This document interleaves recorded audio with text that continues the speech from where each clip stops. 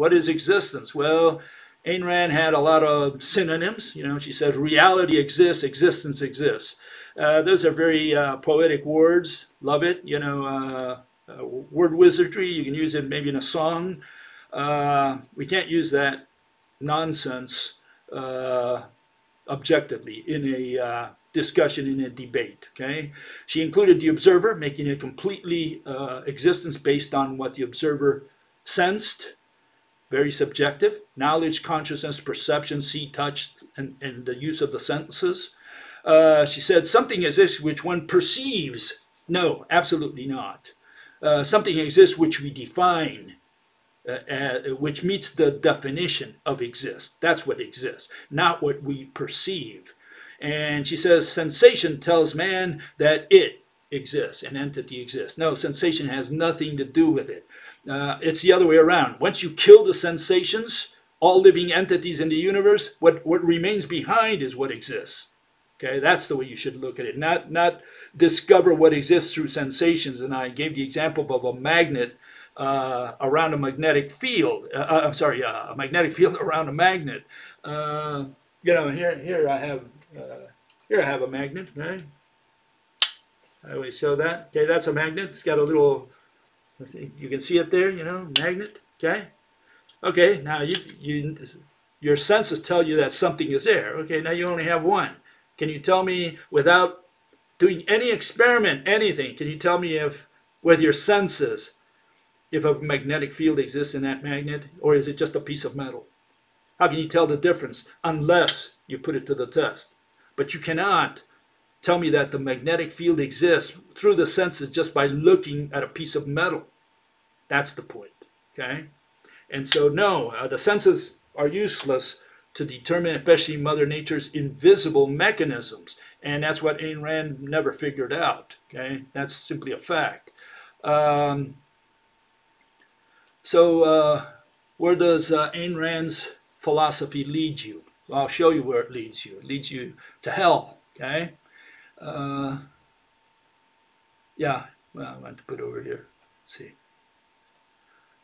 So you can see it here. Okay, the axiom that existence exists means to grasp the fact that the universe, its basic constituent elements, are atoms or subatomic particles or energy. Oh, is that what it is? So she's already proven, she's already confirmed through her senses that particles exist, that quantum is right, that you have subatomic particles, and that energy exists. What is energy?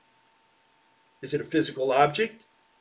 Does she require energy to be a physical object before she can talk about the existence of energy? So she has these notions of existence, but she ends up with nonsense. She says that particles exist. So she's confirmed particles. It's a done deal. I have no chance of challenging her because it's already been confirmed, right? Through the senses. And again, you got to think about what she's saying. You got to read her critically. You can't just go over and say, oh, I like what she said about politics. You know, we don't care about politics. Politics is religion. It's not a part of science. There's no such thing as political science. It should be called political religion. So, politics is all opinion. Ethics is all opinion. Ethics belongs in church. Okay? There is no such thing as ethical. Okay, ethical is opinion, 100% opinion. Ask the lion when he kills the bull if he has any ethics, if that was unethical of him. Or ask the bull, let's see what opinion he's got, and he'll give you an idea. Okay, so Ayn Rand ends up with defining what an entity is, but as I say in the title of this video, she's going to confuse entity with existence and existence with entity.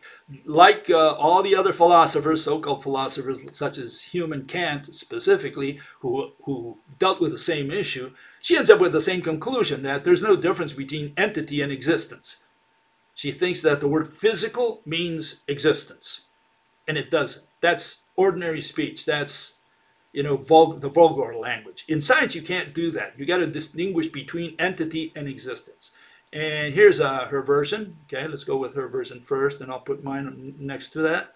Entity has to be defined ostensively. That is to say, by pointing. I love that. If she would have stopped there, she would have done a good job, or she would have been in the ballpark, because what do you point to? Can you point to a concept? Can you point to information? Can you point to intelligence? Can you point to energy?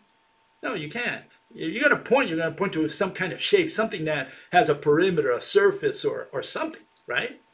It's got to have shape. And if she would have stopped there, it would have been okay. But she muddled it further by putting an and, by aggregating stuff that didn't belong there. And that shows that she did not understand what an entity is. She says, an entity is a this which you can point to and grasp by human perception. That's where she screwed it up. No, an entity is not that which you grasp by human perception, meaning senses first and then reasoning afterwards, right? After you touch, then you reason, you're conscious, you're aware, and you now make sense of it, right? No, it has nothing to do with the individual.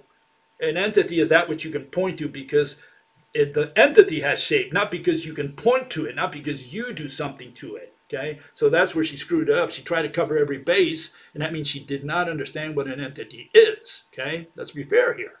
An entity means a self-sufficient form of existence. No, not really, because an entity, if it's which you can point to, I can point to a square, and a square does not exist. I can point to Superman, and Superman does not exist. And I can point to a tribar, and I can point to two-dimensional figures, right, geometries or whatever, or even, again, figures. I can point to Mickey Mouse or Bugs Bunny, and that doesn't mean that Bugs Bunny exists, okay? And so the fact that I can point and identify a shape does not mean that because of that, the shape that I'm pointing to exists. And again, you have objects that exist and objects that don't exist. You know, we have leprechauns and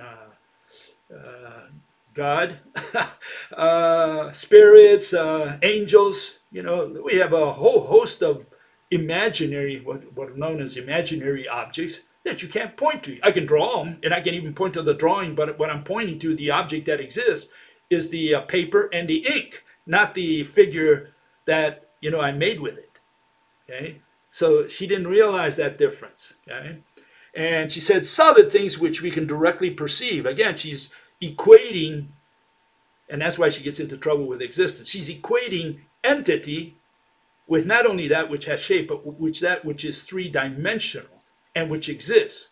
And then, of course, she ends up saying, well, there's no difference between existence and an entity, or what she called an existent. You see the problem? The problem is all these people had the same problem. Every one of these so-called philosophers had the same problem because they used ordinary speech. They thought that an object is that which you can point to, and the senses tell you something about it. You can touch or see, maybe.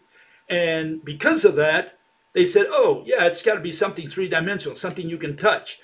And then they said, oh, then there's no difference between an object that you can touch and one that exists. And so they equated entity with existence, or in this case, existent to existence. They created this existent, which is this word existent, which is a blend of object with existence. They're both the same. You know, so they call it an existent. Okay? No such monster. And again, an entity is a solid thing open to human perception. When she put human perception and capable of independent action, well, independent action, yeah, but again, squares don't move.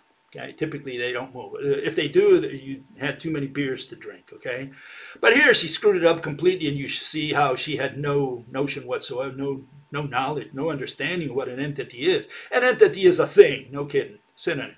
An entity is a solid thing with a definite boundary. So far, so good. But then she says, as against a fluid, which such as air. Air is not an entity. These are her words, okay? When the wind moves as one mass, you can call it that. Fluids are not entities. So she says water is not an entity, not a thing, for the purposes of her philosophy, obviously, objectivism. And neither is air. Why? Because according to her, it doesn't have a definite surface. I can't point to that blob, so blobs are not entities. the blob is constantly moving, or maybe it doesn't have shape to begin with, or the water takes the shape of the glass and the air takes the shape of the balloon. That's its volume, right? So because of that, air itself is not a thing, and neither is water. So it turns out that you can point to a square, you can point to water, but they're not entities. So what sense does it make with her initial statement there that an entity is that which you can point to? She's got contradictions because she did not understand what an entity is. And again, I keep saying the definition of the word object destroys all religion, and it destroys Ayn Rand's religion, which was just politics and ethics and stuff that has nothing to do with anything. Okay, so what is an entity in rational science? Well, you have there that first you kill the senses, and yeah, an entity, tribar is an entity. It's a thing because it has shape, but it's an inexistent entity in the case of the tribar. So is Superman, so is Snow White, and so on. And air we cannot see. We fortunately, because if we could see the air, we wouldn't be able to see the wall.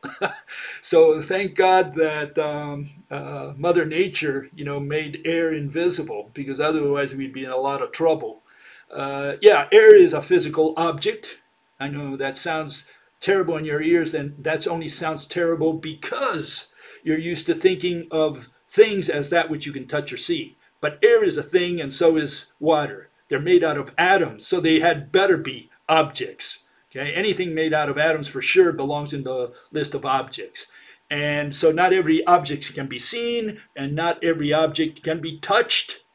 People don't understand that. They have a trouble with that because we're used to thinking of see, touch as the criteria for objects. Okay, and so what is an entity? Well, here it is. Here you have an entity. Okay, any blob, anything that has shape is a thing. It's an entity, whatever that is. You don't care. It has shape, and it has to have shape all on its own without your eyes. You should be dead, and that still should be an entity. It should still have shape, irrespective of whether you're alive or not. Okay? So it doesn't depend on our consciousness, which is what Ayn Rand essentially was saying, because she was trying to set the foundations for her philosophy, her political recommendations of how we should live in society, how should we behave. And so she tailored her definitions for that purpose. And that's why she screwed up. She started from the end and worked herself backwards rather than starting at putting the objective foundations first and then working from there to her philosophy. And she didn't care about that because she was trying to get her message of how to live and what should be the ideal political system. She was like Plato and all these other people who just talked about, what they thought was the correct form to govern people. Okay, that's what they were into. Okay,